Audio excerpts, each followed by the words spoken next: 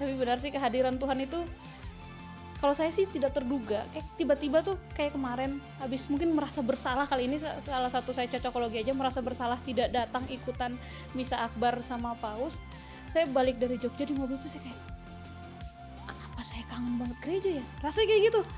Wah, ini kangen banget nih, saya sampai keceplosan dari mulut saya gitu kan. Wow. Terus teman-temannya kayak, wah jarang tahu zaman sekarang kita bisa ngerasain hal kayak gitu. Teman saya bilang kayak gitu, saya kayak, ya nggak tahu ini kenapa, antara itu saya merasa bersalah karena tidak ikutan misa akbar atau beneran saya lagi kangen banget atau kayak gimana, saya nggak tahu.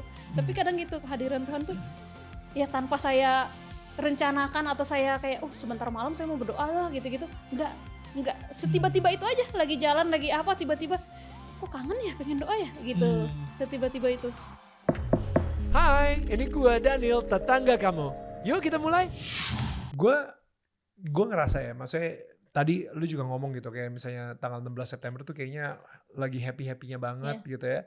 Abis itu lu malah berdoa sama Tuhan, Tuhan please besok tuh jangan sampai lu malah takut ada sesuatu yang jatuh banget gitu.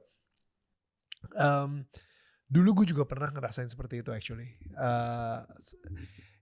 Kita itu mungkin tipikal yang anxiety banget, dimana nggak tahu ya, kayak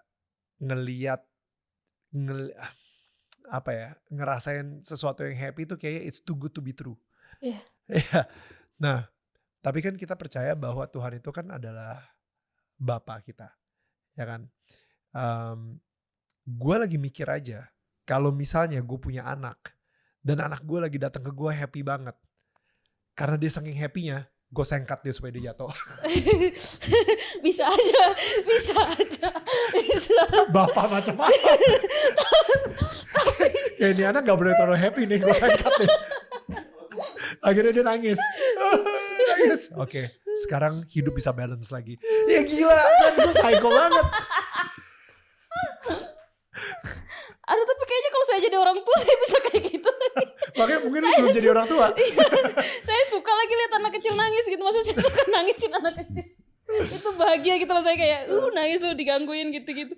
Saya kayak iya juga ya. Tapi kalau kita berpikir secara logis, kalau itu bapak kita dan dia ngeliat kita bahagia, dia kayak lu jangan terlalu bahagia deh, lu harus gini. Tapi karena pengalaman saya biasanya kayak gitu.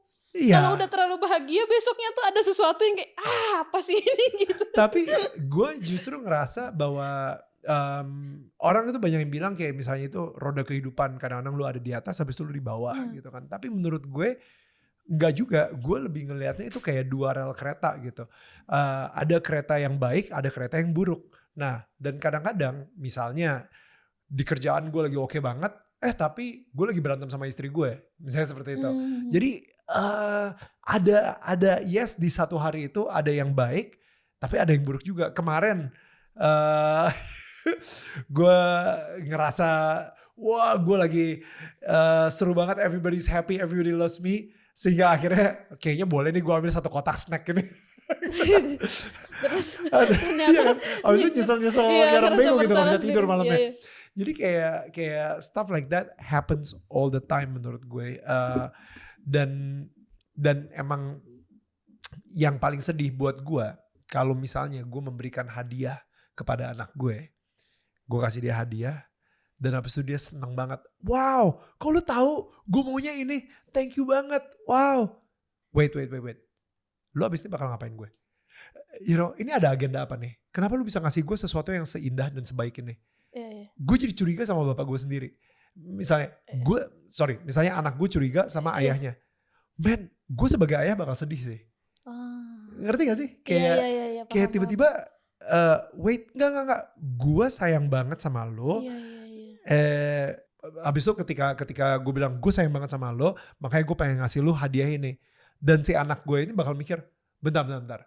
Gue udah ngelakuin apa sehingga membuat lo sayang sama gue, sehingga lo ngasih gue hadiah? Enggak, gue sayang sama lo karena lo anak gue. You don't have to do anything. Gue sayang sama lo. You know, stuff like that yang kadang-kadang orang itu suka lupa gitu. Orang mikirnya Tuhan itu sangat transaksional. Ya kan? Sehingga lu harus ngelakuin sesuatu yang baik dulu, baru lu akan mendapatkan hadiah. Which is apa yang dunia ini ajarkan ke kita. Tapi kan itu bukan bukan cara Tuhan, Bukan cara bukan cara Sang Maha Pencipta gitu Iya. dalam mencintai ciptaannya. Gitu sih. Kalau misalnya dari perspektif Iya, gue iya, iya. gitu, kayak Benar. gue ngerasa justru Tuhan emang pengen kita hidup bahagia dan full banget dalam Dia. Ketika Dia memberikan kita hadiah, gue ngerasa justru Tuhan tuh pengennya kita benar-benar sukacita, tapi setan, iblis gak akan suka ngelihat kita sukacita. Dia akan coba naruh pikiran-pikiran yang aneh di otak kita supaya kita tidak mengalami sukacitanya secara 100%. Akhirnya sukacita kita itu jadi kayak no. Lu gak boleh seseneng itu. Ingat loh. Mungkin besok lu bakal. Jadi dari yang 100% akhirnya lu jadi takut itu kan dari setan bukan dari Tuhan.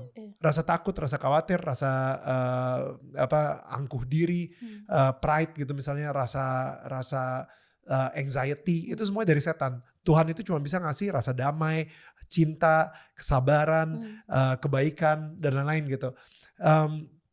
Jadi ketika lu lagi sukacita, which is salah satu yang hadiah dari Tuhan juga, setan akan coba memasukkan rasa takut. Setan akan coba memasukkan rasa anxiety. Itu sih menurut gue yang sekarang ini, gak tau ya, mudah-mudahan ini bisa merubah perspektif lu juga sih Priska. Thank you kayak kok. gitu. Ya. Benar. It's because man, gue udah ngeliat, ya well bukan gue ngeliat ya, gue udah ngalamin sendiri gitu. Sama seperti sama lo. Mudah-mudahan ini bisa menjadi sebuah ya solusi juga ketika lu ngerasain hal yang sama gitu. Thank you. Ini baru buat saya. Oh ya, kembali. You welcome. Iya benar juga. Saya terlalu banyak ininya berarti ya. Mungkin karena terlalu ngerasa Tuhan seslow itu kali ya. Jadi saya ngerasa semua perbuatan dia ya mirip perbuatan manusia. Tuhan itu emang slow banget by the way. Gue maksudnya Tuhan itu seselau dan sesans itu juga gitu. Gue ngerasain seperti itu. Walaupun ketika gue lagi berdoa, gue ngeliat dia itu sebagai raja yang benar-benar yang gue sangat hormati banget. Tapi hatinya gue ngerasa dia itu sesayang itu sampai dia bisa seselau itu sama kita. Gitu sih. Kayak kalau misalnya gue lagi salah gitu kayak Neil next time jangan lagi ya. Kayak gitu. Ya next time jangan lagi ya ngambil satu box snack gitu ya.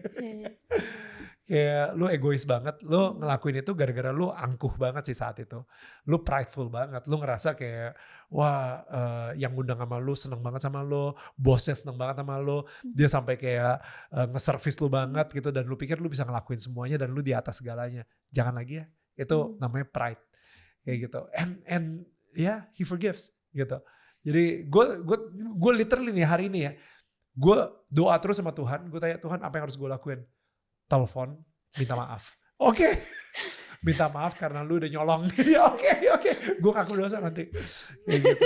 So literally itu yang dan itu gue ngerasa Tuhan tuh seselau itu karena ya dia ngerti, dia sendiri juga pernah jadi manusia, dia pernah digodain dengan sistem-sistem seperti ini, dia juga pernah ngerasain apa yang kita rasain juga gitu, tapi ya dia sempurna dan dia tidak melakukan dosa, itu hebatnya dia gitu kan. Overthinking itu ya yang harus saya buang. Tapi emang ya mungkin karena dari dulu maksudnya kepupuknya kalau hari ini bahagia. Bahkan ada ini kan mitosnya orang tua kayak jangan terlalu ketawa gitu. Ya kan kalau anaknya terlalu ketawa besok awas besok air mata yang keluar ya saya kayak gitu. Tapi kan lo pernah baca itu di Alkitab gak? Enggak. Exactly. Tuhan gak pernah ngomong itu. Jadi sesuatu yang mitos dari orang tua, tapi lu samain sama omongan Tuhan. Padahal itu bukan janji Tuhan. Akan akhirnya jadi abu-abu. Ya kan, sebuah peribahasa kayak atau sebuah dongeng akhirnya mix sama agama sehingga kita nggak tahu yang mana nih yang dosa, yang mana yang sebenarnya cuma kepercayaan orang-orang sekitar gue aja. You know what I mean? Like akhirnya jadi mixed up gitu. Lu mau megang mana? Lu mau megang sama kata-kata atau kepercayaan nenek moyang atau lu mau megang kata-kata Tuhan? Kalau gue lebih milih kata-kata Tuhan karena gue tahu banget kata-kata Tuhan tuh sangat baik banget buat gue gitu. So itu sih yang kadang-kadang emang kita harus lawan juga gitu. Makanya baca Alkitab. Betul. Makanya baca Alkitab. Itu betul dan itu lumayan sulit ya dilakukan kalau benar-benar tidak kayak. Tapi benar sih kehadiran Tuhan itu Kalau saya sih tidak terduga, kayak tiba-tiba tuh kayak kemarin habis mungkin merasa bersalah kali ini salah satu saya cocokologi aja merasa bersalah tidak datang ikutan misa akbar sama paus. Saya balik dari Jogja di mobil tuh saya kayak, kenapa saya kangen banget gereja ya? Rasanya kayak gitu. Wah, ini kangen yang kangen banget nih, saya sampai keceplosan dari mulut saya gitu kan. Wow. Terus teman-temannya kayak, wah jarang tahu zaman sekarang kita bisa ngerasain hal kayak gitu. Teman saya bilang kayak gitu, saya kayak, ya nggak tahu ini kenapa. Antara itu saya merasa bersalah karena tidak ikutan misa akbar atau beneran saya lagi kangen banget atau kayak gimana, saya nggak tahu. Tapi kadang gitu kehadiran Tuhan tuh ya tanpa saya rencanakan atau saya kayak, sebentar malam saya mau berdoa lah gitu-gitu. Enggak, setiba-tiba itu aja, lagi jalan, lagi apa, tiba-tiba, kok kangen ya, pengen doa ya, gitu. Setiba-tiba itu. Gue Emang setiba-tiba itu. sekarang lagi baca buku judulnya Practicing the Way of Jesus. Yang nulis John Mark Comer. Jadi ada sebuah chapter dia bilang be with Jesus gitu kan, bersama Tuhan Yesus. Dan habis itu di situ dia bilang kayak orang banyak yang nanya sama gue, bagaimana lu be with Jesus gitu. Padahal Jesus kayaknya kalau misalnya zaman dulu ketika lu masih jadi salah satu muridnya, ya you can be with Jesus. Cuman sekarang ini gimana in this day and age. Nah dia bilang lu merem, habis itu lu ngebayangin lu lagi ngeliatin Yesus dan Yesus lagi ngeliatin lo with love. Jadi you see him and he's looking at you with eyes of love. Gue bilang, wah bayanginnya agak susah ya. Gimana tuh Tuhan? Udah, pertanyaan itu kayak tersimpan di hati gue. Besok paginya gue bangun dan kebetulan karena istri gue lagi di Jerman, anak-anak tidur sama gue. Dan ketika gue bangun, gue ngeliat anak gue lagi tidur gitu di sebelah gue. Dan habis itu gue ngeliatin dia with the eyes of love. Nah, berapa menit gitu, gue cuma ngeliatin dia aja kerjanya. Gue cuma bener-bener begitu bangun gue ngeliatin dia kayak, oh gila, dia tidur innocent banget. Wow, gue lagi in awe aja gitu ya, lagi bener-bener ini. Dan hati gue langsung tergerak lagi. Daniel, this is how I look at you every single day. Nangis. Gitu, stuff like that. Dan emang bener kayak tiba-tiba hadirat Tuhan lu bisa ngerasain kapan aja, nggak harus di sebuah tempat, nggak harus di mana, tapi lu bisa ngerasain banget. Gue kemarin di taksi, gue juga ngerasain hal yang sama, yang tiba-tiba kayak ya itu momen be with Jesus tersebut gitu. Gue lagi merem, gue lagi mikirin dan dia kayak lagi ngeliatin gue with the eyes of love. Dan gue bisa nangis di taksi, di belakang taksi gitu. Dan itu aneh banget gitu. Yang kayak supir taksinya mudah-mudahan gak ngeliat gue di spion gitu kan. Kayak ini kenapa dia nangis-nangis sendiri? Baru diputusin sama siapa? Gitu. But I think itu yang kita sering lupa gitu. Bahwa Tuhan tuh selalu ngelihat kita dengan mata yang penuh cinta dan mata yang penuh kasih. Bukan mata yang penuh ngeprank.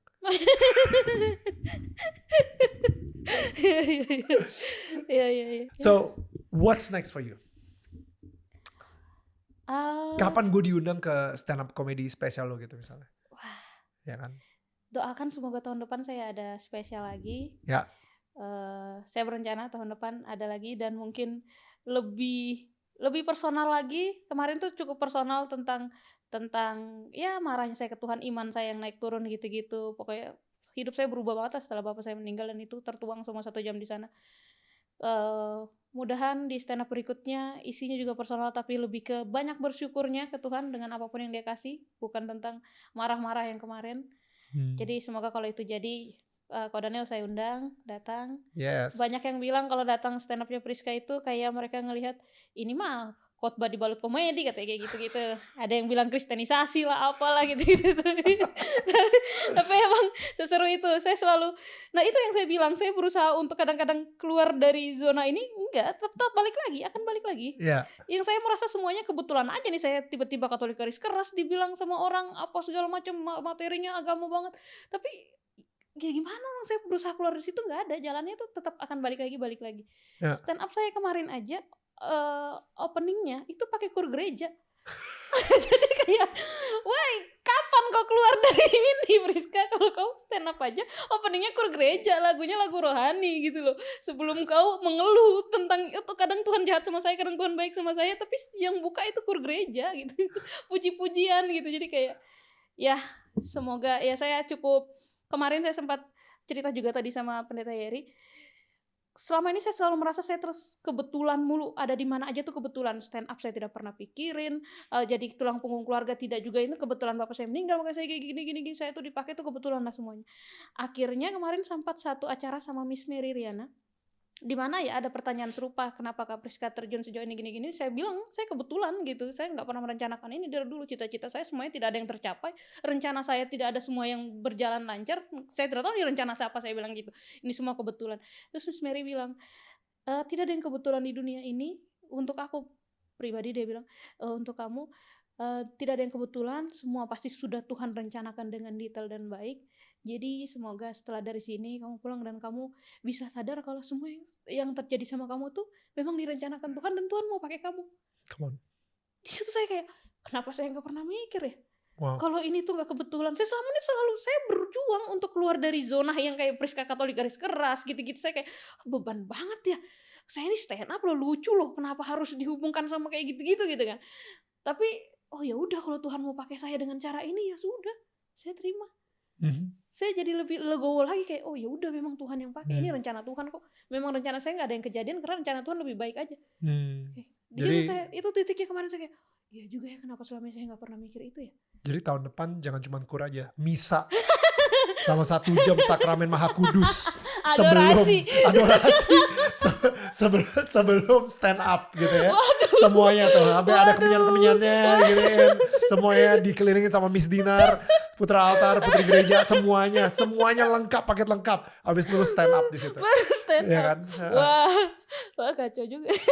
Yang sakit-sakit di minyak suciin dulu gitu. Yes. Semua sakramen ada di situ. Jadi yang mau nikah ayo dulu. Iya, jadi pas itu kan ada bacaan pertama, bacaan kedua, habis itu ada bacaan Injil, dan habis itu pas homili lu keluar stand up.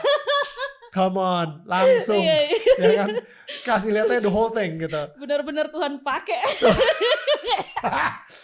Orang-orang benar-benar bisa ngerasain misa kudus di stand up komedinya Priska. Misa kudus yang lucu baru ini gitu. Gitu, emang harus kayak gitu. I love it. So Priska, ini gue mau ngasih souvenir ya. Terima kasih. Ya, souvenir ini isinya rumah ini sih sebenarnya. Oh, okay.